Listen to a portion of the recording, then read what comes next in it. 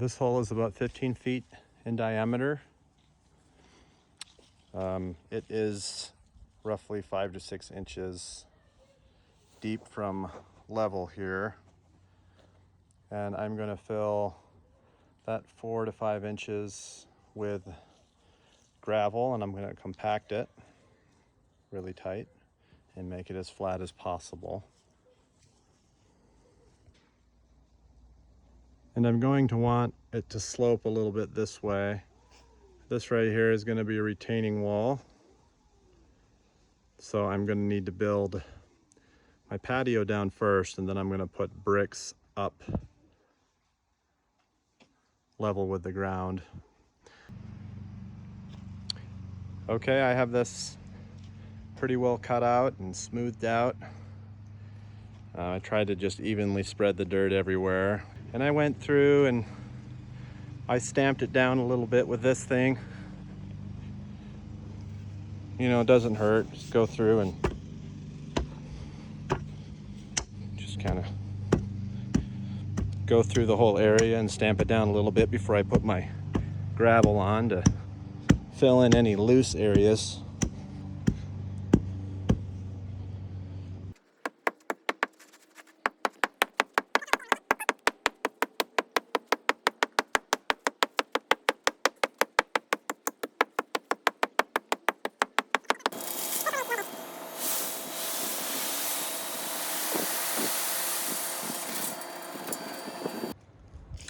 I'm working on flattening this out before I compact it. But I just taped a 6-foot level to this long 14-foot 2x4. And it's a flat 2x4, so I know I'm good where I'm touching everywhere. Let's see how there's a little bit of a void there. So I'm gonna, of course, fill that in a little bit.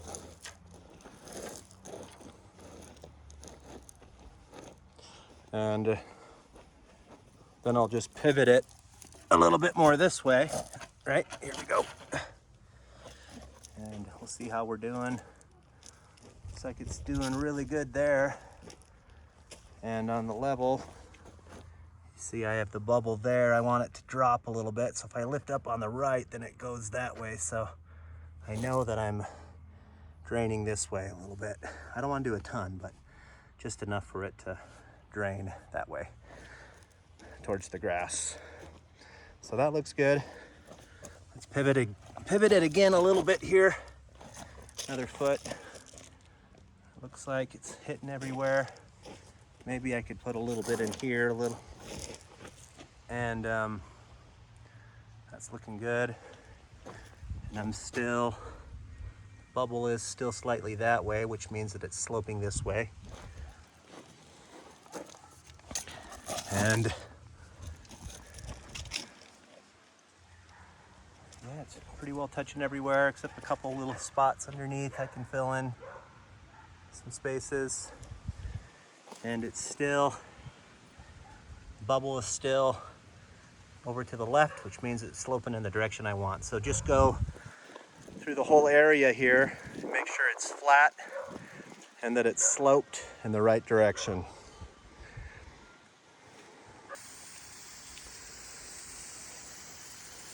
Just going to go through and wet it down a little bit before I compact it.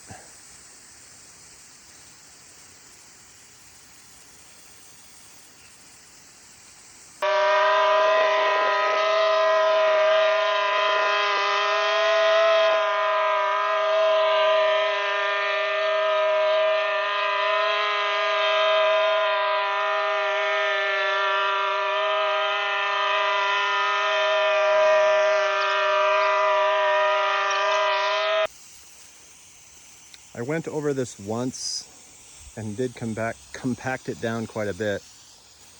When you put water on road base and you compact it, it stiffens really hard like cement.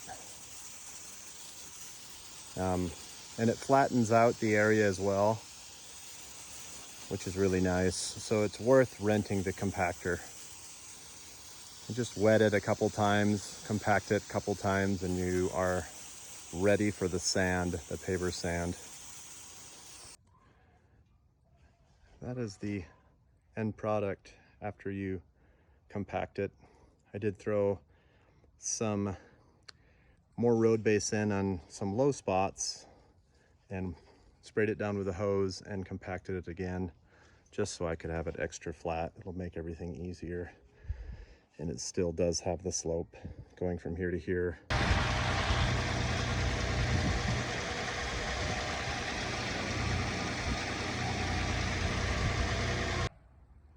Went and picked up some paver sand in Salt Lake City, and now I'm just marking a giant circle where I know the pavers are going to lay. And what I simply do is I put this, what's a rebar that I centered between here and here, this diameter, and between there and there, so it's an equal radius. And then I took a string and tied it to a spray paint and just went like this all the way around the entire circle.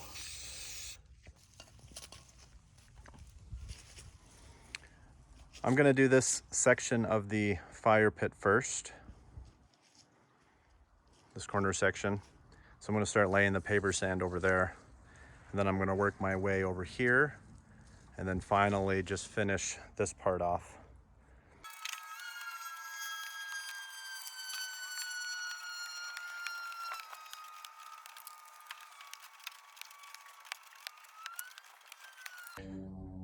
This part's a lot easier than you think, but you're just gonna take a straight board and you're gonna run it across so that it's hitting everywhere. And you're gonna bring it that way and just make sure everything is nice and flush. Have a little divot there, so I'll put a little back in and try it again. You just want everything to be really flat.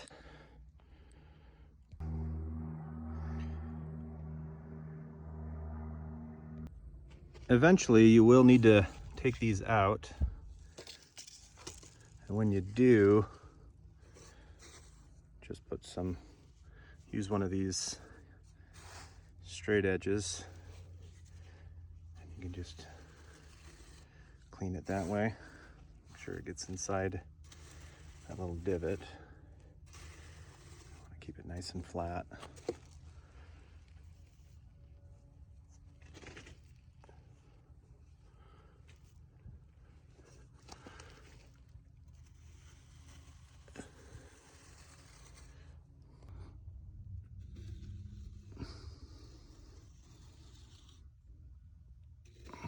Just lightly.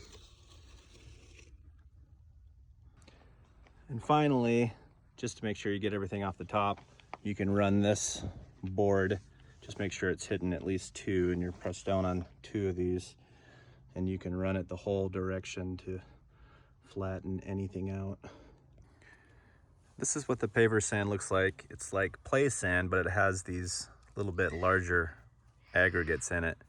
And originally I didn't want to do the paver sand, but the paver sand's really nice because it flattens. It's really hard to make everything flat with the base, and I used road base, so it helps flatten everything out. It fills in the divots that drop. It helps so that the pavers will sit in place. It kind of holds them in place. It allows for the drainage. If water gets through, it helps the water to drain, and it's just something you don't want to skip, and I'm glad that I didn't skip out on the paver sand. In the front of this circle, I added this border just to hold up the pavers and to give me guidance on where to have the perimeter of the border of the pavers. I only need it in the front because the back there, we're gonna build a brick wall. But you might wanna do this border all the way around, just made out of tempered hardboard, and I put it down with these stakes here. You could do this border all the way around so that it shows you where the circle is to put your border.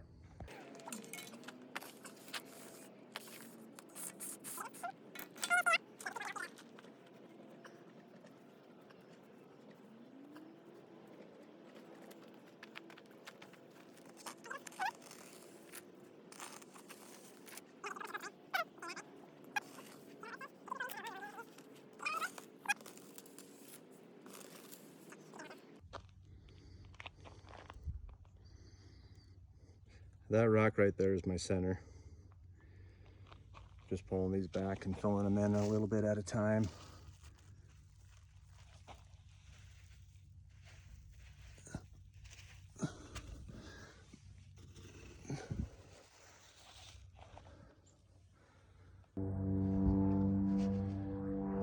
Okay, I have the paver sand 1 inch everywhere now, except this.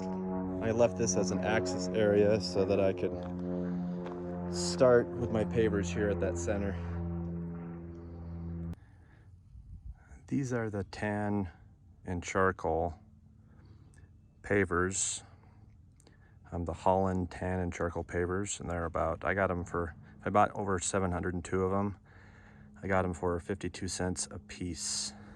And I'm going to start in a herringbone style. Remove my center stone here.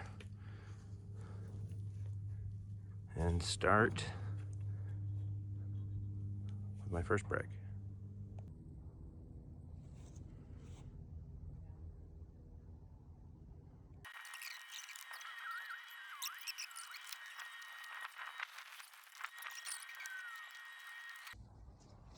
Laying these bricks goes really fast, a lot faster than you think. The brick, a pile is over here, so it's a lot, get that as close as you can, helps.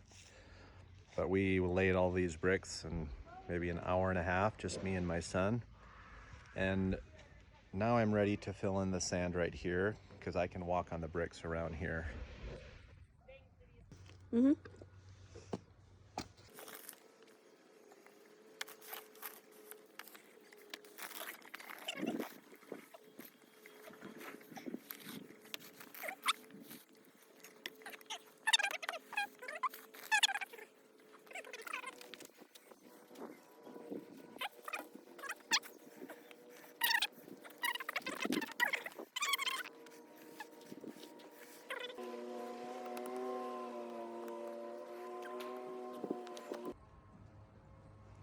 We got all of the bricks that we can lay without having to cut any. I did cut this one right here, and I'm cutting them with a 5-inch diamond blade. It cuts through them pretty smoothly. You'll just want to cool that blade off. But that's what we're doing next, just filling in these bricks here along the border. And once we do that, I'm going to build a wall that's all about 3 feet tall here that goes all the way around the back. And then I'm going to put pillars on the 2 sides, here and here, with pots of flowers on top of the pillars.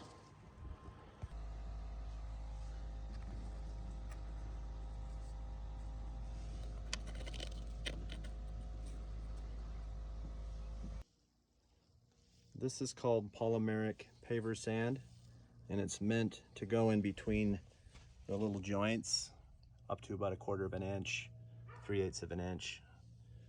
And you spread it evenly inside the cracks, and then you're going to want to compact everything down so that it falls within the joints. Then you lightly spray it.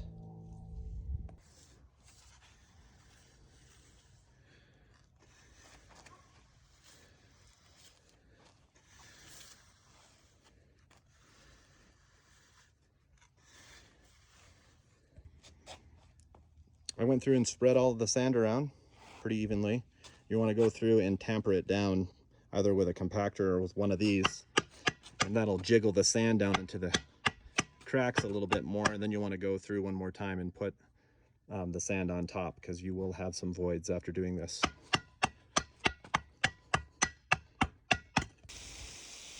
After I tampered it down, I filled in the the joints that needed a little bit more sand, and I swept it up really good. And now you're going to want to spray it with water, very light mist, about like this. And a little goes a long ways with the water, so don't flood everything. Just needs a fine mist everywhere.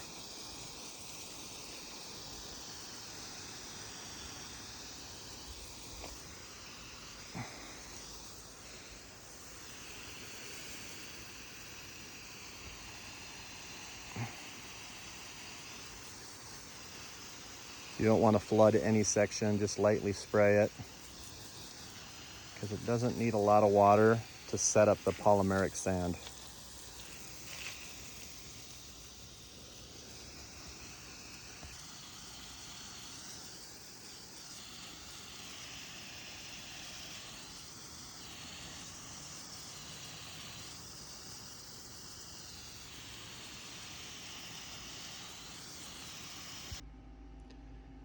Thank you for watching my video thus far.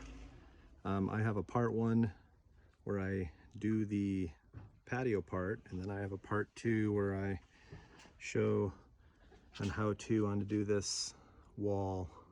So please watch that video as well.